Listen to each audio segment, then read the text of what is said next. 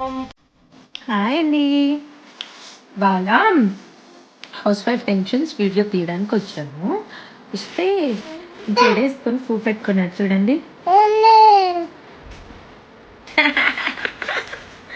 పువ్వు ఎందుకు పెట్టుకున్నాను, జడ ఎందుకు వేసుకున్నానంటే నిన్న మా అత్త వీడియో కాల్ చేసినప్పుడు ఎందుకమ్మా ఎప్పుడు కొప్పలోనే ఉంటావు, జడేసుకోవచ్చు కదా అని అడిగి అంతే జడేసి పడేసా. కానీ పెట్టుకుందామంటే పోలేదు. ఫిల్టర్ అయితే బాగుందని వాడేసానండి. పువ్వు వచ్చింది చూడండి, ఇంత బాగున్నాను కదా. సో ఈరోజు హౌస్ వైఫ్ పెన్షన్స్లో టాపిక్ వచ్చి అత్తగారిల్లు అమ్మగారిల్లు అండి. అమ్మగారి ఇంటికి వెళ్తేనేమో అమ్మ వాళ్ళ ఇల్లు అంటారు, అత్త వాళ్ళ ఇంటికి వస్తేనేమో అత్త వాళ్ళ ఇల్లు అంటారు. మనకెక్కడుందండి ఇల్లు?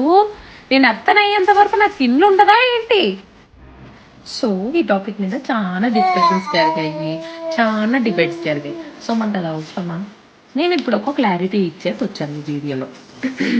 మన ఇల్లు అనేది మన ఇల్లు ఎప్పుడు అవుతుందో చెప్పేస్తా.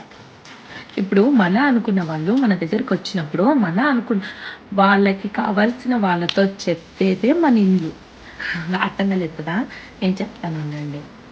ఇప్పుడు మన అనుకున్న వాళ్ళు అంటే మా అమ్మ, మా నాన్న, మా తమ్ముడు వీళ్ళందరూ నా దగ్గరికి రావాలనుకున్నప్పుడు వాళ్ళకి కావాల్సిన వాళ్ళు అంటే మా అమ్మ వాళ్ళ పక్కింటి వాళ్ళు కానీ లేకపోతే వాళ్ళ కోడలు కానీ ఇట్లా అంతెందుకు మా తమ్ముడు కానీ ఎవరికైనా చెప్పాలి అనుకున్నప్పుడు ఎక్కడ పోతున్నాను అని అప్పుడు ఏం చెప్తారు, పాప దగ్గరికి పోయిస్తాను అని చెప్తారు.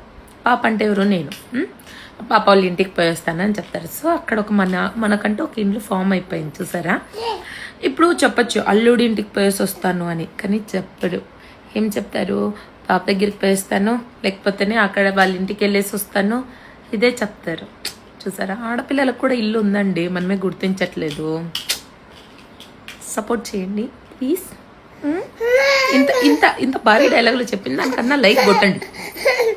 బాయ్.